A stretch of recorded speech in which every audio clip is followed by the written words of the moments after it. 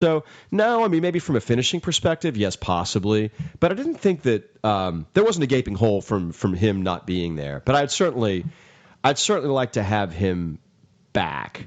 It's just that when he's in, you just don't have a real speed element on the flank because you're going to have to do something with Lamella. I mean, to have him on one side and Lamella on the other, that certainly worked, I guess, in the City match. But you're not bringing that element of speed that you have with Townsend and or Njai. So I think that's it's interesting. But I think it's good that we have that diversity within our squad that we can throw different looks at people. So yeah, I like to see him back. I mean, obviously he's a very good player. So let's we talked a little bit about Liverpool. So let's talk some more about that.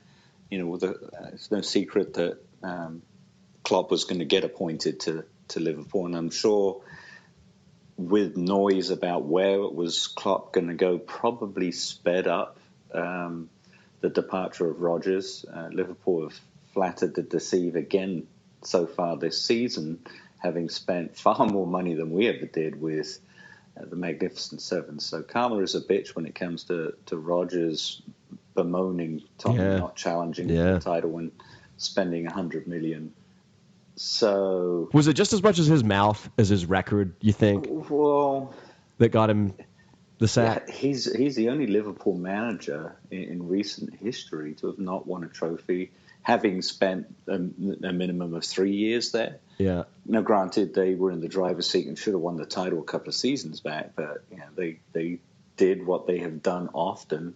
And I think the catalyst was that Palace away game where they was 3-0 up and they drew 3-3. Oh, right. In a true Spursy fashion. So, I think everybody kind of looked at Rodgers because, let's face it, he turned us down when we let Harry go. We were looking for a manager. And, he saw that no one I wanted to go him. there. I'll be the first to admit. I wanted him. I fell for the whole character. Bit. Right, and we saw him making an impact there, and then he just didn't seem to take it any further forward. Now, granted, they lost Suarez, we lost Bale, but we still managed to do well, even though we can belabor the point of the Magnificent Seven and how that experiment worked out. But we've been a little more consistent since we lost Bale. Well, they're in a pickle. Than they have. They've spent a fortune. I think in dollars they've spent close to $400 million since his arrival there, and it's a mess. I mean, I wonder if Sturridge would have stayed healthier during Rodgers' 3-year reign there. I would imagine that they probably would have had better results, and maybe the pressure wouldn't have been so great on him. But I want to share a little story, and I heard this yesterday, I think, or the day before yesterday. I was listening to the Men in Blazers podcast, and Raj Bennett, who's an Evertonian, he did a deal where he went down to, is it Melwood, where Liverpool trains, and he was there to interview Rodgers, and he got a chance to watch practice before talking with Rodgers. And so, he watches his full practice and he gets introduced to Rodgers, and they're walking, and he says to him, he goes, "Oh my gosh." And this is the beginning of Rodgers' reign at Anfield. He hadn't been there very long. And Rodgers like, "Oh, you must be so caught up in the fact that you're on the same training ground as Paisley and Shankly, and tell me what that means to you." And he said that Rodgers taps the microphone, Raj Bennett's microphone, says, "Is this on?" And Bennett says no, and he says, "I don't care about either of those two." And I just I was blown away by that. So here's a guy, right, that talks about character. How can you say that about Liverpool has great history, and those two managers are at the heart of what they've done. Mm-hmm. And here's a guy, right, who promotes character, who's tapping a microphone going, "Is this on?"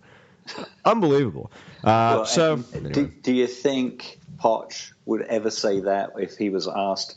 You must be caught up in the moment when you think about Blanchflower, Nicholson and Berkshire. Now, granted, they wouldn't have done that at Hotspur Way, but In the same context, you think Poch would have said, "I don't care about those two"? Not Never. for an instant. Never. AVB would never have said it. Never. Harry wouldn't have said why it. Would you? And why would you ever even give a journalist even the thought that that's how you are? I think that sort of maybe says it all about him. So yeah. Now I must admit, when you were talking about the Sturridge situation, I thought having him back in the team the week before the draw with Everton, they looked a totally different side. Yeah. He linked up well with Coutinho. We talked about it on the last podcast. I think was 3-0 against Norwich, wasn't it? I think, and they just looked a whole different team. I thought, okay, so that's a scary proposition having Sturridge healthy because he linked up well with Suarez, and that was a very strong partnership in the season where they almost won the title. And to have him healthy, you are absolutely spot on. They would not have finished below us last season. Yeah, I'd have to think that. But you can't bank everything on one player. No, and I think that's the real pickle that they're in, is that they've spent so much money. You'd think they'd have some depth. You think they wouldn't be so levered to a Sturridge performance, but they are. Look, enough of them. But let's talk about Klopp and what you think about the job that he will do. What do you think? How do you think their season will end up? I mean, will they threaten for top four, given where they are? I think he's brought in right now to kind of shake up the team, shake up the club, and try to get the maximum potential out of these. Let's face it, some of the players that Rodgers brought in the summer were head scratchers. Firmino, I mean, he makes Paulinho look good. And they have their own magnificent seven of sorts. Well, they do, and I think we relish in that fact. But it's, again, I hate to say it, so Spursy of us to play them in Klopp's first game. I harken back to last season, Pardew's first Premier League game at Palace was against us, and it always seems to be the way that when a club fires a manager, we're the next opponent. Now, I think our form is much better than Liverpool's at the moment, and having to play them at White Hart Lane is obviously something we prefer to do. If you look at the form guide, they're way down the bottom. They're in 15th, and we're in second. Are we really? Yeah, even with the draw at Swansea, we're still maintaining a good position in the form guide. But that all goes out the window when you're playing Liverpool. It's a meaty fixture, one that we relish. Yeah, I'm looking forward to it. It's a match where in recent seasons, like City, we've not done well. So hopefully we can take what we did against City and apply that to this game, and we can get the win. But there's no denying the new manager factor is going to play a role in this. Liverpool are going to be up for it, and they're going to come at us early with a newly energized bunch of players that will want to impress a new manager. Now, regardless of that result, I'm going to go for a 2-1 win. So there's my prediction for that. I think he'll steadily improve the team for the remainder of the season.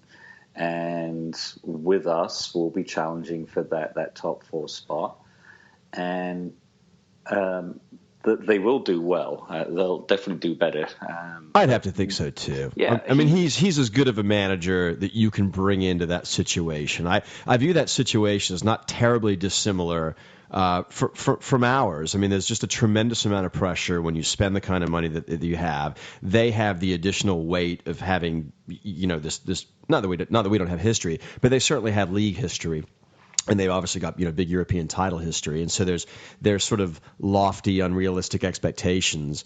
And I don't know, you can be the greatest manager in the world, but if you've got a board and a transfer recruitment system that's a mess and you're organizationally sick, it doesn't really matter how good you are. I think what's interesting about this fixture is that we got the new manager syndrome, but he's got a lot of players that are out on international duty, so he's not going to have a whole lot of prep time. I think he'll probably keep things very simple. I'm excited that he's in the league. I think the Premier League is a better place when you have managers like him in it. I think we are playing very, very well. The form guide, to your point, says it all. And I think we turn them over. I really, really do. And maybe I'm just hope springs eternal.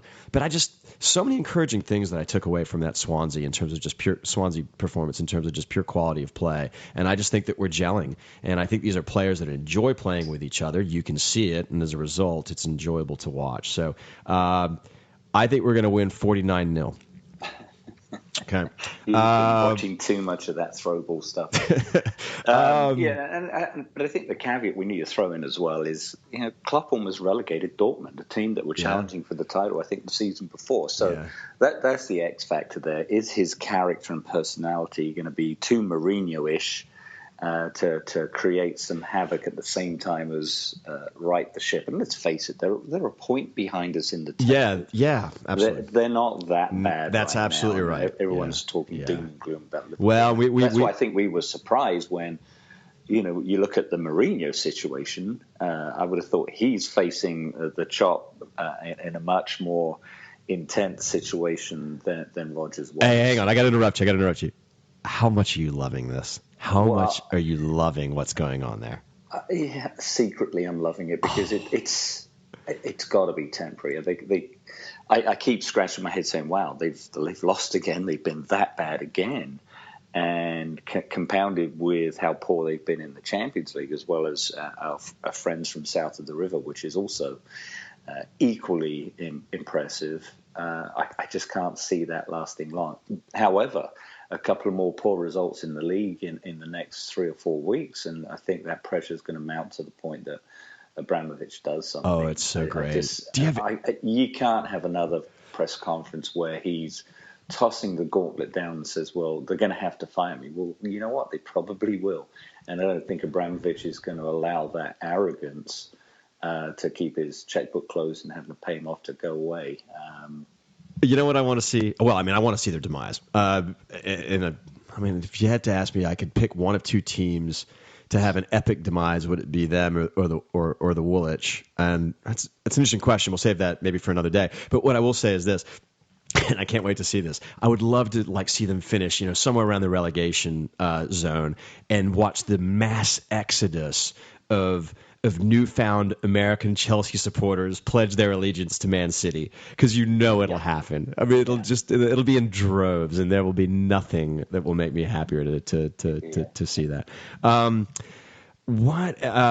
Before we forget, I wanted to lots of stuff on stadium developments this week, and along with that, the trust. The Tottenham Hotspur Supporters Trust Board met with the Tottenham Hotspur Football Club Board, headed by Daniel Levy, and the trust has released the minutes, if you will, and we're going to have Katrina Law and Martin Cloak, somewhat of as an exclusive, next week to go over that meeting, and not just the bullet points that are on the sheet, but really get into the nitty gritty of the tone of the meeting, and have a very frank discussion there. I did want to mention, and you and I talked about this earlier. We're part of a Spurs community, and to not acknowledge the great work that gets done in the community, I think is a fail. And there's lots of good people that we have gotten to know and have come to appreciate. And I got to give a shout out to the Cartilage Free guys, because they did some pretty cool stuff this week. There was a data dump, a document dump, if you will, on the Haringey Council website for all of these planning docs. And by God, those guys went through all of it. And buried in a construction report, they found a timeline.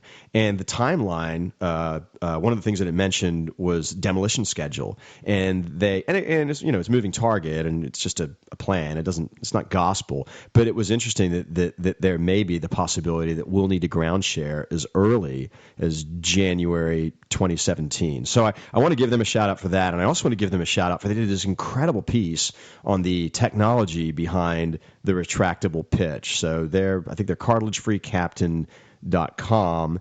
Want to point them out. I'm super excited for us to have Kat and to have Martin on for a very frank and blunt discussion about their chat with Levy et al. Yeah, and I think that's going to be the second time we've had them both on, although they weren't on the same show, kind of like last week when we had Rob and Julie on. We've had them on before, but in different scenarios. So, it is great. And obviously kudos to us, which we're humbly appreciative of their support and wanting to come back on again. Yeah. But I think this would be a great segue for us to promote that show with asking our listeners for their most pointed questions Yes. on what the trust does Yeah. for the supporters when they meet with Daniel. So I would recommend anyone to go read those minutes and then pose your question.